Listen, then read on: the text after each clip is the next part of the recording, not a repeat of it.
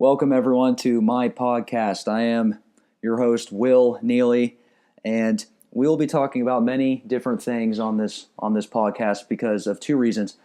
I like NFL and I like college. They're both I love talking about it. I love watching it.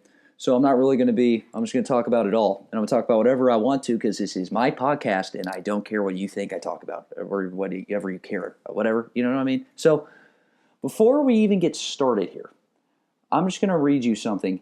It's called an opinion. And I just want you guys to get this straight. So an opinion, the definition of an opinion is a view, judgment, or appraisal formed in the mind about a particular matter. Okay, this is what will be said in my podcast because I will have an opinion. So if you don't agree with my opinion, you can go look up the definition or come back to this video and hear me say it, okay? So now that we're past that part. There are my favorite teams. If you didn't already know, we have for the NFL, it is the Tampa Bay Buccaneers. I hate basically every other team. I consider the Bucs rivals with every team. And for college, I like Florida State because my mother went there, and that's where I want to go to college. And I also like the University of Alabama.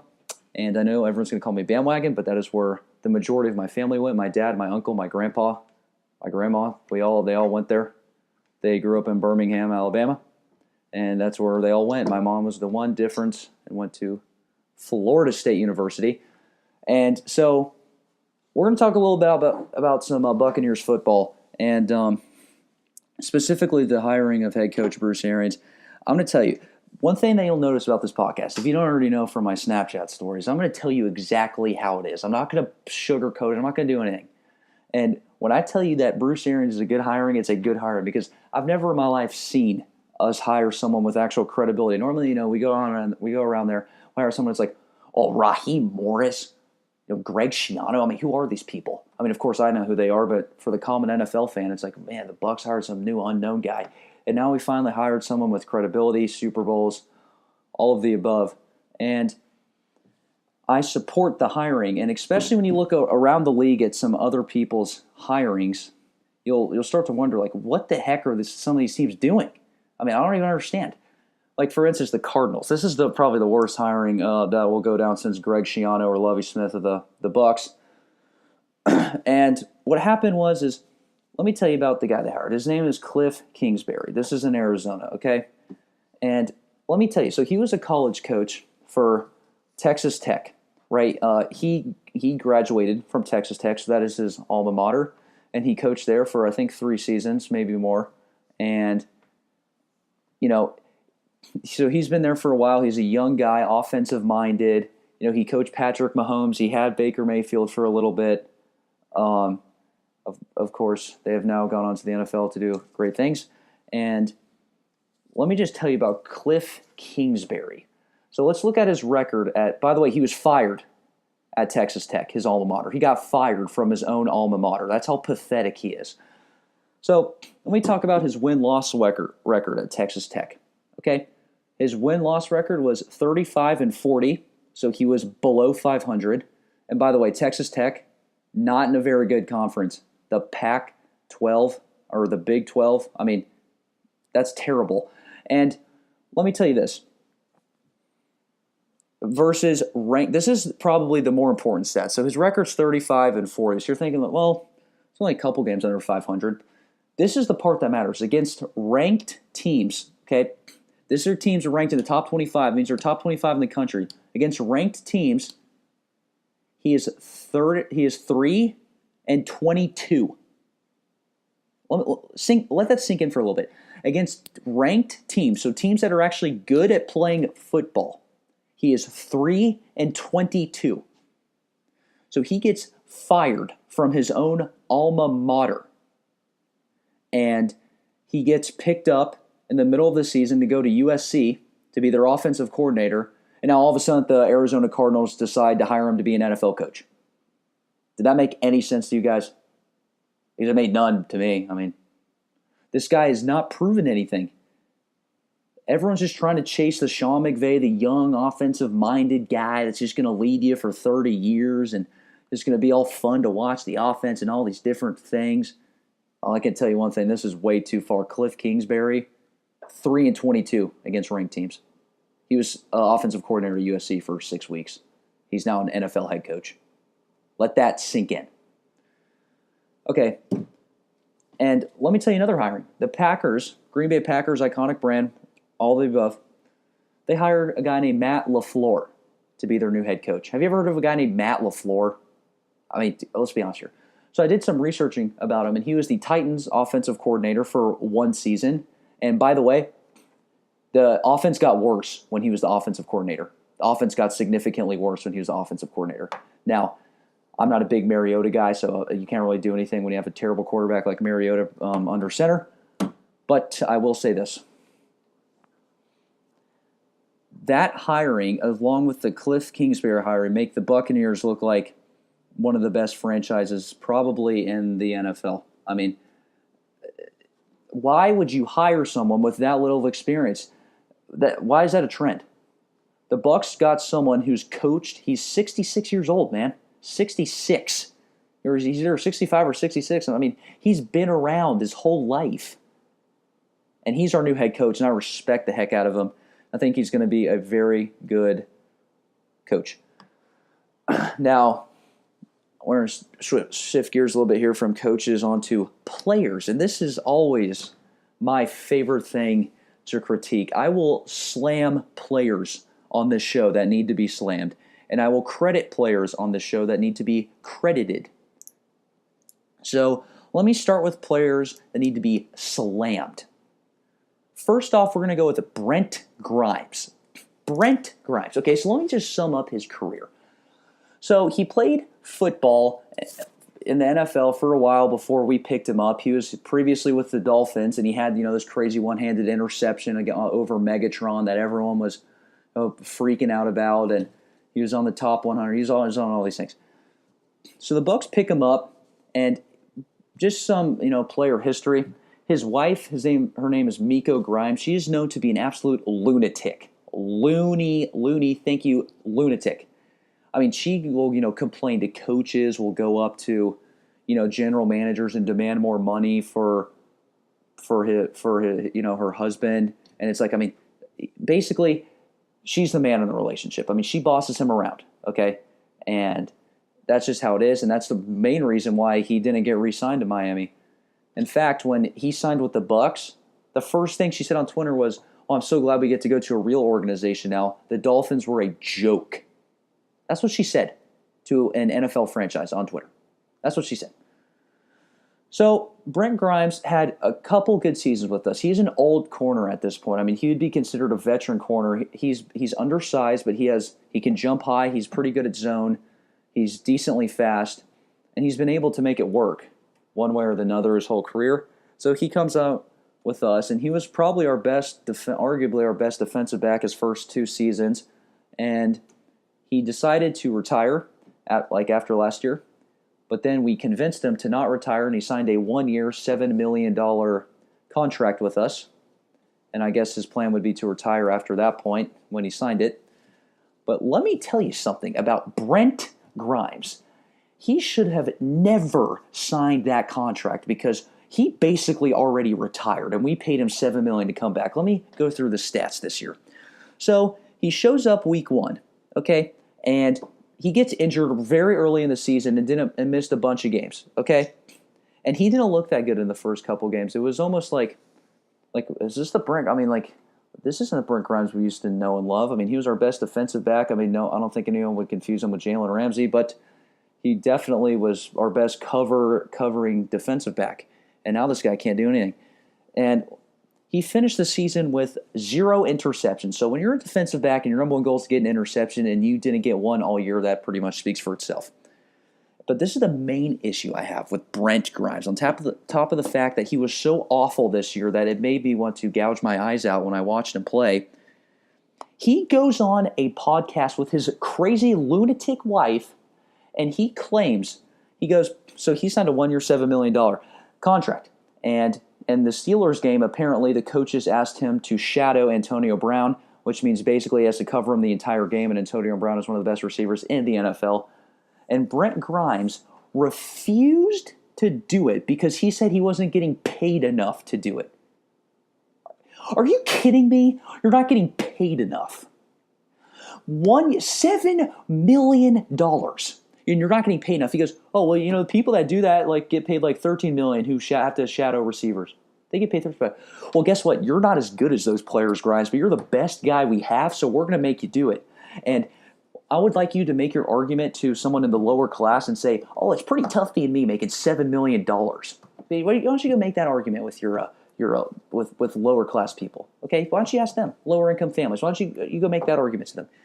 When you're asked to do something by your boss, I don't care how much you're getting paid. It doesn't matter. You do that thing because that's your job. That's your job, is to do whatever you're told to do when you're being paid a ton of money, especially in a league like the NFL. $7 million.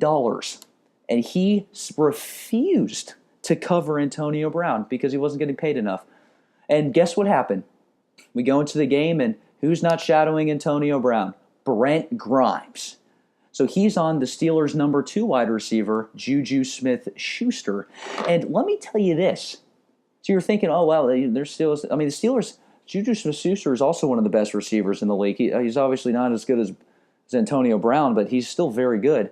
And if I remember correctly, in the first half of the game, Brent Grimes gets completely toasted for a 42-yard catch by Juju Smith-Schuster when it was one-on-one. 42 yards. Oh, I'm not getting paid enough. You got burnt for 42 yards.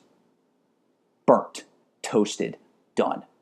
Brent Grimes was an embarrassment to this team, and he is a big reason why we were bad, because he brought a losing culture to this organization. And look, the buck doesn't even stop here. So that was the Steelers incident. Then apparently, when we're playing the Cowboys, he refuses to tackle as the coaches has instructed him to. So he starts doing his own thing. What happens when he did? And you guys know what happens when he started doing his own thing? Ezekiel Elliott trucked him about 3 times, and we gave up almost 100 yards rushing. And Brent Grimes personally missed a tackle after a 30-yard run by Ezekiel Elliott. That's what happened. That's the Brent Grimes we know. And he goes onto the sideline and he says, Coach, I refuse to tackle the way you told me to because you're wrong. Could you imagine saying that to your coach? And so what did the Bucs do? They benched him for the rest of the game, as they should have from week 1, as they shouldn't have re-signed him. But that's ridiculous. And then let me tell you another thing. There's another incident too. And the Chicago Bears game, this was about week 4 when the Bucs were 2-1, and you're thinking, wow, this is a pretty good start to the season. We're going to Chicago. Now, the Bears' offense was ranked 28th when we played them, but the Bucs' defense was ranked 32nd, so it's going to be an interesting one today. The Bucs give up 35 points in the first half. 35. An offense that hasn't been able to score, hasn't been able to throw it, hasn't been able to do anything, scores 35 in the first half against our idiots. And I was fuming that game. I mean, I could hardly keep it in. As many of you know, if you remember my stories from that game on Snapchat.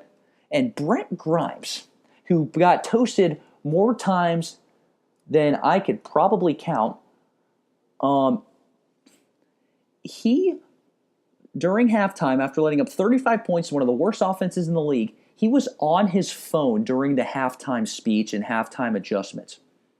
Could you imagine doing that? If I was a coach, because I'm going to be a coach one day, or a sports broadcaster, but I'm probably going to get into coaching one day, I would verbally slaughter him. I would get up in his face and I'd say, we're paying you $7 million, and you're on your phone during halftime playing like absolute garbage on national TV, and this is what you're doing. That's what you're doing. And then, to make it even worse, no one knew about any of these incidents besides the people in the organization. This didn't come out public until all of a sudden, after the season's over, Brent Grimes gets on his wife's podcast and says, like, oh, yeah, the Bucs were just mad at me because I was on my phone during halftime, and I didn't even understand. Like phones are so common. It's 2018, bro. Why? I don't understand. Like, why is that a big deal? That's exactly why I can't stand you, Grimes. He just goes on. He's so ignorant about the whole incident that he'll just go on there and state, oh, well,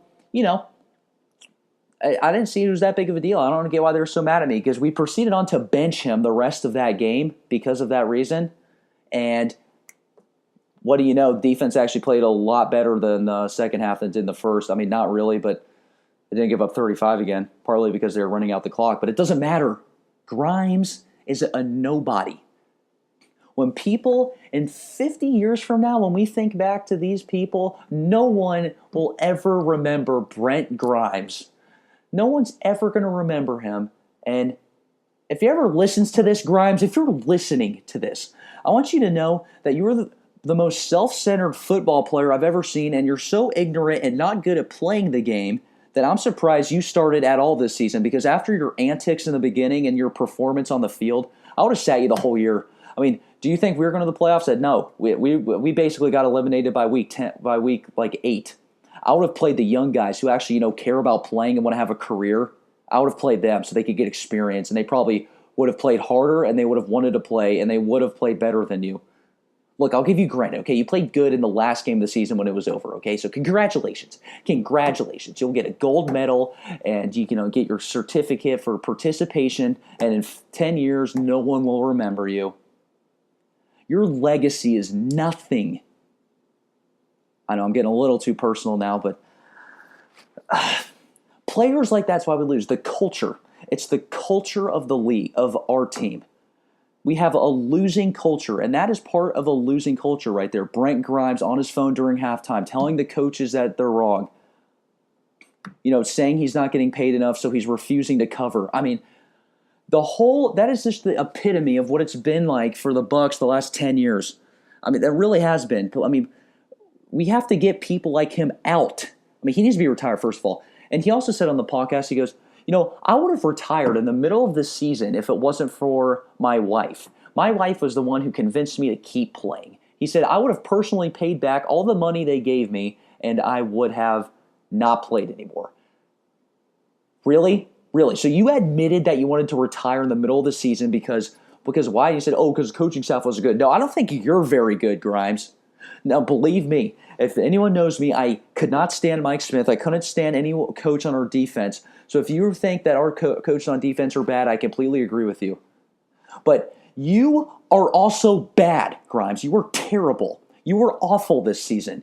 I mean, watching Chris Conte seemed like I was watching Deion Sanders compared to you. I mean, our young guys who can't cover anybody looked like they were locked down. You, on the other hand, are just lollygagging around. And I can mention a specific time you got called out on national TV. We played the Dallas Cowboys.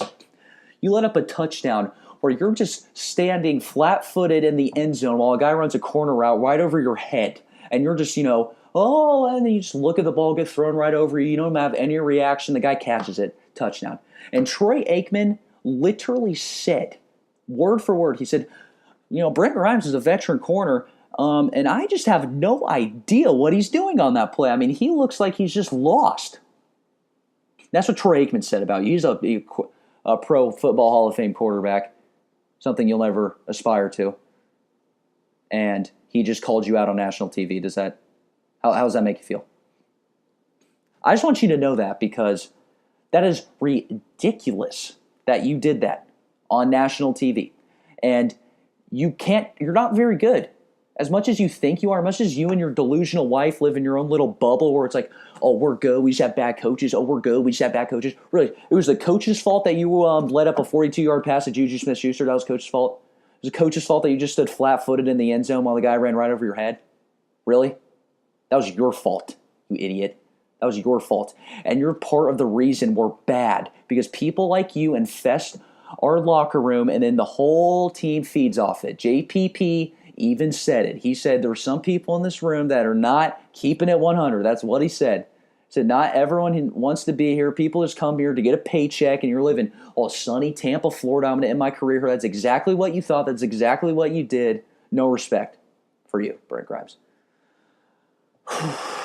No respect. I'll tell you this, though. Let's go to a different player. One with a similar situation. His name is DESEAN Jackson. And he's basically the Brent Grimes of the offensive side of the ball. And I do give Jackson a lot of benefits of the doubts, but let me tell you about DESEAN Jackson. He's known as this, speedy wide receiver, blow the top off defenses, all these things. I tell you, DESEAN Jackson. So we signed him thinking we can finally, connect with the deep route. But it was obvious from the start that him and Jameis never built the chemistry they needed to become successful together. Never. So if you've ever heard of the term like a diva wide receiver, DeSean Jackson is the epitome of that. He is a diva. If he's not getting the ball 5 times a game, at least like 3 deep targets, he's going to complain. And he's going to he's going to go on Twitter, he's going to do a bunch of things. So him and Jameis have a very, very strained relationship, and it was obvious from the start that it was like this. And after year 2 with him, the DeSean Jackson project is just clearly not working. And we're most likely not going to re-sign him, even though Bruce Arians wants to. But it goes beyond that. It goes beyond what he was able to do on the field. I mean, he's fast and he can catch the ball, but Jameis really is not good at throwing the deep ball. He's hit DeSean Jackson for a couple splash plays, but I mean, DeSean Jackson's getting $10 million a year, $12 million a year, not for a couple splash plays, for a couple splash plays a game, not for a year. And it's just clearly not working out. But so DeSean Jackson, like other classy receivers, should just bite his tongue, play out his contract, and then depart when his contract's up, which it is. And he could just do that. But what did he have to do? What did he have to do? He had to publicly request a trade to the organization in the middle of our chaotic season to make everything worse. Basically, it was basically a big screw you to Jameis and the organization. That's what it was. And I can't stand when people do that. And I just don't get it. And he would go in the locker room. Him and Jameis never got along. And because of the fact that Jason Light declined his trade request, he was playing half hard all year long after that point. I mean, you could just watch him run his routes, and he was just jogging around. He was not really planting his feet. His routes weren't crisp. And then sometimes Jameis would throw him the ball, and he would barely this is the big issue. He would barely try to catch the ball. I mean, when the ball's in the air, normally you see all the other players who like to play football, they dive and they jump high and they make these one-handed catches and they at least show effort, right? They may not come down with all of them. DeSean Jackson doesn't even show effort. I mean, he's getting thrown the ball and it just goes right through his fingers. And, it'll go right in front of him and it's like, dude, you looked at the ball and you just started jogging as if the play was already over. Like if you sprinted and made a diving catch, you could have done something. I mean, it's ridiculous. And him and Grimes and a bunch of other players have combined to create a losing culture, and I can't stand them. Those are the people we need to get rid of. I don't really care. I mean, Bruce Arians, maybe he'll resurrect his career. Maybe he'll improve the relationship with Jameis. DeSean Jackson gave up on the team, and to me, that's when you draw the line. You have to draw the line there. When you give up on the team, you're out. You're out. There's no exceptions. I don't care how good you are. You gave up on the team. You showed that you didn't want to be here, so we're going to get rid of you. And for the Bucs to be a good franchise, we have a lot of good players on our team. We really do, especially on the offense. The problem is it's just the culture. When you've been losing, let me just explain to you the history of the Bucs. I mean, we won the Super Bowl and we were really, really good for about 6 or 7 years, from late 90s, early 2000s. And but if you take out those, now I understand, we won the Super Bowl. We had arguably the best defense of all time. I mean, it's without a question the top 3 defense of all times. And you compare their numbers to the Baltimore defense of 2001. I mean, we're really similar. We're right up there with these guys. The Steel Curtain. We're arguably the best. We had the best defense of all time. If you take out those 6 or 7 years where we were really, really good and Super Bowl contenders every year, we were the most losingest team in sports history. We started 0-26 as a franchise. Never happened. There's never been a professional sports streak, a professional sports losing streak longer than that. Browns almost broke it last year, but they didn't. I hope they did so we could get rid of that tainted stat on our resume, but we were unable to. And I'll tell you, that when you've been losing since 1976, we became a franchise, we were just losing. And, we made some runs, not in the late 70s, early 80s, but then mid to late 80s, early 90s. We were doing nothing. And then, we get rid of Gruden in 2008-ish, And we've done nothing since then. We've gone through 4 head coaches in 10 years. That's not winning football. That's not winning anything. That means you can't hire good coaches. The coaches can't coach good, and the players aren't playing good. And we've really been known to be a losing organization. When you talk about the Bucs, we're a losing organization. We need someone to really come in here, like Tony Dungy did in the late 90s for us, and change the culture. The culture is the most important thing to be successful. We need someone that's going to go in there and yell at our idiots. That's my favorite thing. We need someone to go in there to yell at our idiots. That's really what we need. I mean, we really need to get in their face, say, this is unacceptable. I've been a part of winning teams, and this is not what you do. So if you want to do this, you can leave. These stupid penalties, unnecessary roughness, these fightings, these whatevers, that is stupid. And if you're going to do that, we're going to cut you, and we're going to have better players than you come in that actually want to commit to being a part of this team. And that's what we need, and I think that's exactly what Bruce Arians is going to do for us. But the first step in order to do this, you have to get rid of all the contributing factors, and Brent Grimes and DeSean Jackson are contributing factors to that. And you need to get rid of both of them, and you need to start over and say, the people in this room want to win games and be a part of a successful organization. The turnaround starts now. We're changing the culture. You will not walk into this practice facility every morning and say, oh, let me just go practice and go home and then probably go lose on Sunday because I suck and my team sucks. And the owners and the GMs and the coaches suck. That is unacceptable. We're going to make you come into this practice facility, say, I'm going to get better today, and on Sunday, we're going to kill the other team. We are going to play dominant football, and no matter who we're playing, we're not going to have a doubt in our minds that we at least have a chance to beat them. That's what we need to be showing them. When you walk into you want to be able to want to go to practice, not to be able to have to because you're trying to get a paycheck and you live in Tampa, Florida, where it's all sunny. We're trying to get rid of those people, and you have to get rid of DeSean Jackson, you have to get rid of Brent Grimes, and then you hire a veteran like Bruce Arians to come in to establish a new culture for Tampa Bay Buccaneers football. And with that, guys, this will be my first podcast, and hopefully many more to come.